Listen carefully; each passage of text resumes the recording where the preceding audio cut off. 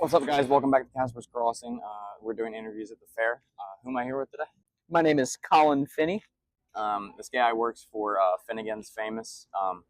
If you are at the fair, I highly recommend. I am a addict of their cotton candy ices. Check them out. So Colin, you are a Christian.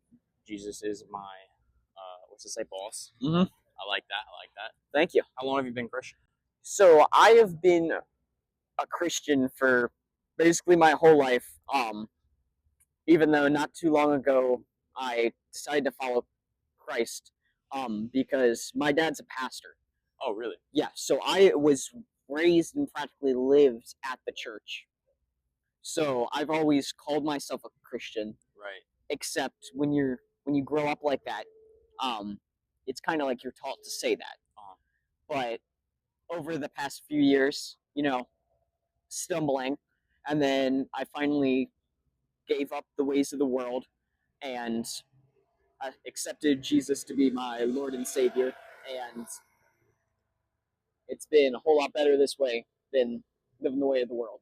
What led you to do that? Can I ask? Yeah. So a while ago, I fell into some things. Not very proud of it at all. Right.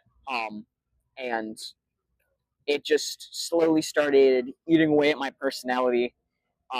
Started impacting the way that I treated others. Mhm. And then it hit me one day.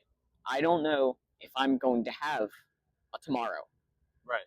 So I need to change this now because I want to spend the rest of my life with Jesus up in heaven. So I was listening to a song. I can't remember what song it was. But if I'm not mistaken, I think it might have been by Toby Mac. But I forget what line it was, but it kind of hit me right in the heart. It might have been his song Cornerstone with Zach Williams. And it mentions how Jesus is our cornerstone. The only thing we can only build our lives on him if we want it to last. So it hit me real deep in the heart like an arrow one day. And then I was like, you know what? Throwing all this away. And then for the rest of it was I did this at the beginning of a week, and throughout the week I kept reading more and more through the apostles. I believe it was Matthew and Luke.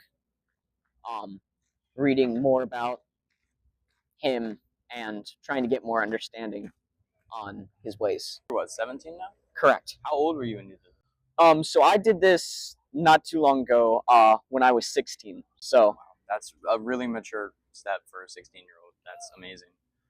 Interesting perspective too, because you work in a food truck, so you deal with people all the time. yes. Did that have an impact on the way that you chose to be?